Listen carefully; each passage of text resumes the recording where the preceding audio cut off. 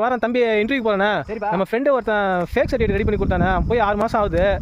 எனக்கும் அதனால ஒரு சர்டிஃபிகேட் ரெடி பண்ணி கொடுத்தேன், உள்ள வாடா அப்படின்னு சொல்லிட்டு. அதை பத்தி உங்ககிட்ட கேட்கலாம் தானே, எனக்கு கொஞ்சம் பயமா இருக்குது. அதுதான் சரி உங்ககிட்ட ஒரு சஜஷன் கேட்கலாம் அப்படின்ட்டுண்ணே. தம்பி ஃபேக் சர்டிஃபிகேட்லாம் பண்ணாதீங்க. அதெல்லாம் வந்து சட்டப்படி ரொம்ப இல்லீகல், ஃபோர்ஜரி கணக்கில் வந்துடும். ஓகேங்களா? ஒரு ஃபேக் சர்டிஃபிகேட் பண்ணி நீங்க உள்ள ஒரு கம்பெனியில் போனாலும் ஆட்டோமேட்டிக்காக நாங்கள் பேக்ரவுண்ட் வெரிஃபிகேஷன் நாங்கள் கண்டிப்பாக பண்ணுவோம். என்ன சொல்றீங்க? ஆமாப்பா, பேக்ரவுண்ட் வெரிஃபிகேஷன் நாங்கள் கண்டிப்பாக பண்ணுவோம். நீ உள்ள வந்ததுக்கு அப்புறமோ அதுக்கு முன்னாடியே நாங்கள் என்ன பண்ணுவோம், பேக்ரவுண்ட் வெரிஃபிகேஷன் கண்டிப்பாக பண்ணி வச்சிருவோம். அதில் பிசிக்கல் வெரிஃபிகேஷன் பண்ணுவோம், அதே மாதிரி மெயில் வெரிஃபிகேஷன் பண்ணுவோம். அதில் நீ எங்கேயாவது மாட்டினா உன்னை ஈஸியாக எங்களால் பிளாக் லிஸ்ட் பண்ண முடியும். அப்போ என் கனவு பிளாக் லிஸ்ட் பண்ணாலே உன்னால எந்த கம்பெனி உள்ளேயும் போக முடியாது. சரியா? அதனால வந்து ஃப்ரெண்ட்ஸ் சொல்றாங்கன்ற மாதிரி ஃபேக் சர்டிஃபிகேட்லாம் ரெடி பண்ணி ஒரு கம்பெனில போகாதீங்க. உண்மையாவே நீங்க ஒரு ஐடி கம்பெனில போகணும்னு நினைச்சீங்கன்னாக்கா நீங்க கோர்ஸ் பண்ணுங்க, ஸ்கில் செட்டை டெவலப் பண்ணுங்க. ஓகேங்களா? அந்த நாலேஜ் வச்சு ஒரு ஃப்ரெஷரா உள்ள போய் அதுல இருந்து உங்க கரியர் ஸ்டார்ட் பண்ணுங்க. சோ ஃப்ரெண்ட்ஸ் பண்றாங்க, அவங்க பண்றாங்க சொல்லி ஃபேக் சர்டிஃபிகேட்ல உள்ள போடாதீங்கப்பா. அதுக்கு சட்டப்படி இல்லீகல்.